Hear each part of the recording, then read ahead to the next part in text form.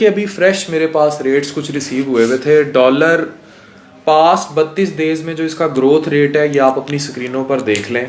222, फिर 229, फिर 236, फिर 243, फिर 250 और 257 पर भी गया है। और अभी जो डॉलर का रेट है वो 254 रुपये और मतलब तकरीबन 255 रुपये आपके सामने है। अब जिन लोगों को बाहर से पैसे आ जाते हैं, थोड़ी बहुत चीज़ें हो जाती हैं, हमें तो बड़ा अच्छा भी लग रहा होता है। मल्टीप्लिकेशंस होती हैं, जो डिजिटल ई कॉमर्स के साथ काम करते हैं लोग, उन्हें तो बड़ा अच्छा लग रहा होता है। डॉलर का जितना रेट बढ़ेगा, बाहर से पैसे आएंगे, हमें फ़ायदा होगा। एक किस्म का तो हम भी फ्री लांसिंग इंडस्ट्री में हैं, उतना ही यूट्यूब पे रेट मिलेगा, फेसबुक पे मिलता है, चीज़ें होती हैं। फिर जाहिर है पूरी एक इंडस्ट्री चेन इन्वॉल्व है, वो लोग भी टैक्सेस देते हैं, हम टैक्सेस देते हैं, वो सारा करके। लेकिन ओवरऑल इसमें कौम की बड़ी तबाही और नुकसान है। इसमें इतनी ज़बरदस्त तबाही आ रही है, इतना ज़्यादा नुकसान हो रहा है कि हमें इस बात का अंदाज़ा ही नहीं है। एक्सपोनेंशियली पाकिस्तान तबाह हो रहा है। अच्छा, अब आपको एक बात बताता रहूँ कि ब्लैक मार्केट में जो डॉलर है, ब्लैक मार्केट के अंदर जो डॉलर की कीमत है, वो अभी मुझे किसी ने कोट की थी, वो कीमत आ रही है 300 रुपया। 300 रुपया। और जो लोग अब जैसे हम जहाँ काम कर रहे हैं, या वो लोग जो मशीनें ख़रीदते हैं, इक्विपमेंट ख़रीदते हैं, उनको जब पेमेंट्स डॉलर करनी पड़ती है, तो उसमें जो डॉलर है वो 300 रुपये का कैश मिल रहा है। वरना पाकिस्तान की मार्केट में इस टाइम डॉलर नहीं मिल रहा।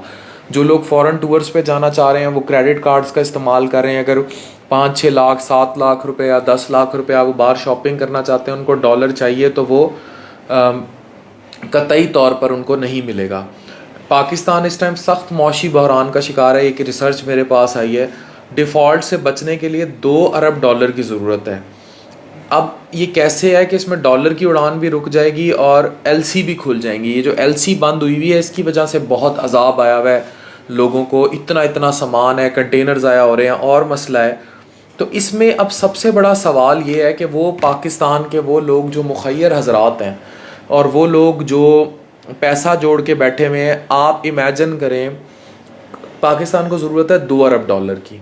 आप इमेजिन करें, ये कुछ जो ट्रस्ट चल रहे हैं, इनको जो डोनेशंस आ रही हैं बाहर से ओवरसीज़ पे, हुकूमत पे कोई ट्रस्ट नहीं करता। इनफरादी लोगों पर या वो लोग जो फलाही तौर पर रजिस्टर्ड हैं, उनको बहुत ज़्यादा डोनेशंस आ जाती हैं। जैसे इंडस हॉस्पिटल का नेटवर्क है, बारी साहब उसको देखते हैं, बहुत डोनेशन आती है। शौकत खानम के नाम पर बहुत डोनेशन आ जाती है। सैलानी ट्रस्ट है, बाकी सब हैं, बहुत लोग डोनेट कर देते हैं पर्सनैलिटीज़ के नाम पर। अच्छा, अब उन पर्सनैलिटीज़ ने और कुछ बिल्ड नहीं किया, जेडीसी है, ट्रस्ट बिल्ड किया। हमारी सरकार ने इतने अरसे में गैर मुस्तहकम रहकर, सैलाब आया, ज़लज़ला आया उससे पहले, फिर ये जो चीफ जस्टिस साहब ने जो पैसे सारे जो साबिक थे वो डैम फंड पे इकट्ठे किए, तो वो उनका भी कुछ नहीं पता। तो वो जो ट्रस्ट लूज़ हो गया, इसलिए लोग वो डोनेट करने को भी तैयार नहीं है इस मुल्क को। वो इनफरादी तौर पर उनको दे देते हैं, वैसे देने को तैयार नहीं है। तो जब ये सारी करप्शन और ये सारा डिस्ट्रस्ट एक अमलगम बनता है, तबाही फिर ऐसे आती है मुल्कों में। मतलब हैरानी के तौर पर कि हमारी इनफरादी शख्सियात के पास पैसा है, सरकार गरीब है। मैं हमेशा से बचपन से उससे सुनता आया कि पाकिस्तानी सरकार गरीब है। इंडिया की फ़िल्मों में भी यही होता था।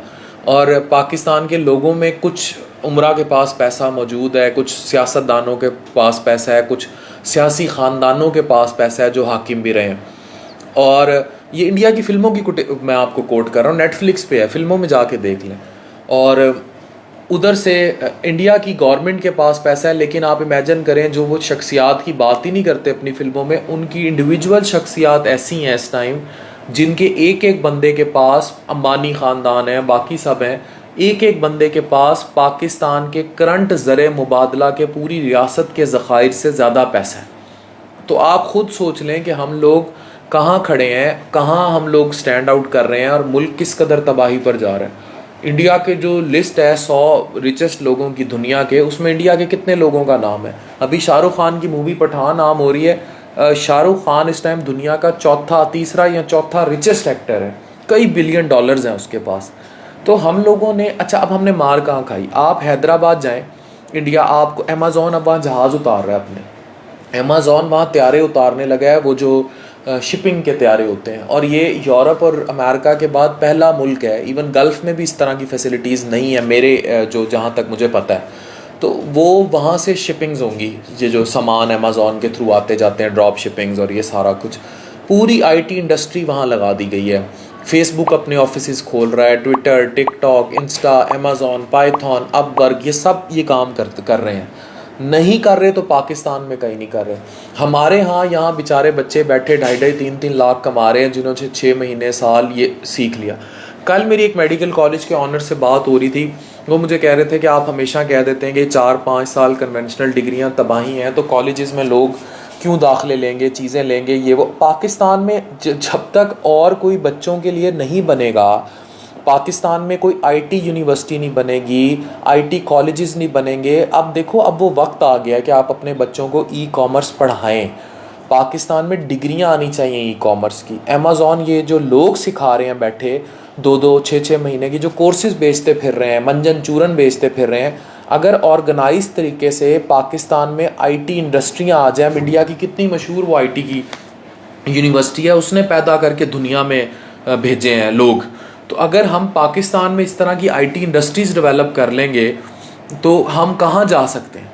तो हमें ये सोचना पड़ेगा और ये शहर के शहर आबाद करें आईटी के। मैं आपको बता रहा हूँ, इंडिया की आईटी यूनिवर्सिटी की रैंकिंग मैंने कल ही पढ़ी थी। Indian institute of technology Bombay, Indian institute of technology IIT Madras, Indian institute of technology IIT Kharagpur, Indian institute of technology Delhi.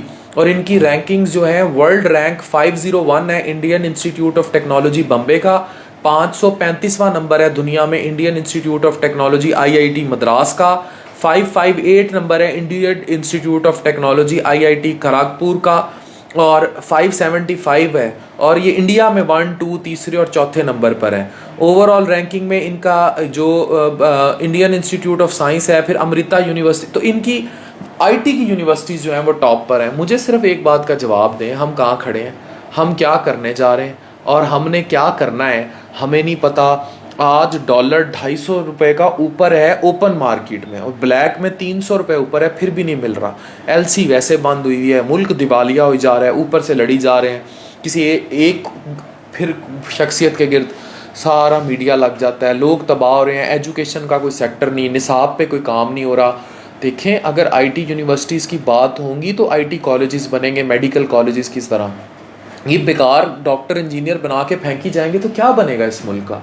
तो हमें सोचना पड़ेगा कि हमारी तबाही की रूट्स कहाँ लाए कर रही हैं। मैंने आपको एक रफ सा स्केच दिया है, आज होश के नाखून ले लें, नहीं तो सारे मरेंगे, सब फड़े जाएंगे और सब मर जाएंगे, सब बर्बादी होगी। Thank you very much.